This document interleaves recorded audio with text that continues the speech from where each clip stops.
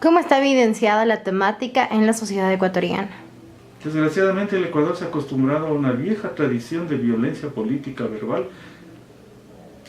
por características psicológico-sociales. Es un país con mucha sumisión en momentos, aunque es rebelde en otras etapas.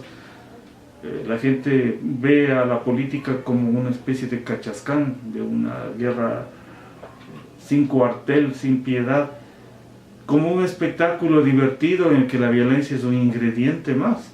Y entonces hay una desensibilización general de la gente hacia esa violencia psicológica del discurso político. Y eso se ha hecho mucho más notorio y grave en el último periodo gubernamental, desde el 2007, en que todo el discurso oficial, la narrativa política del gobierno actual está teñida de violencia psicológica. Pero en el caso ecuatoriano hay que ver que en general no hay una violencia explosiva muy evidente en comparación a Colombia, el Perú o Centroamérica. Este es un país de violencia implosiva, nos autoagredimos, pero no es tanto hacia afuera, aunque eso se ha incrementado, sí hay más violencia cada vez. Pero podríamos decir que, por suerte, hasta ahora la violencia política no ha pasado a mayores. No hemos tenido una guerra civil desde los años 30, no ha habido una escalada de represión dictatorial como ha habido en otras partes del mundo, no solo el ecuatoriano, pero nosotros a nuestra manera. Y eso se debe mucho al desamparo aprendido que hay en el Ecuador, esa sensación de valer menos que los otros países y los otros pueblos.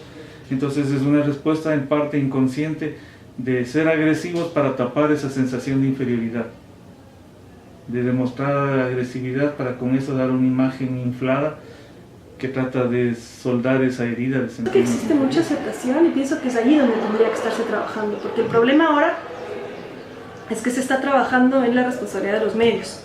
Se exige a los medios abstenerse de publicar cierta información o por ejemplo, de tener un tratamiento morboso de la información o de publicar la información que podría ser considerada como violenta o agresiva o discriminatoria. Y no se está trabajando en que sea la sociedad la que rechace eso, en que sea la sociedad la que diga: no compro este periódico porque tiene una portada de una mujer vendiendo su cuerpo, o no miro este canal porque siempre pasan al político tal que lo único que hace es insultar a la gente y descalificar o deslegitimar a sus opositores.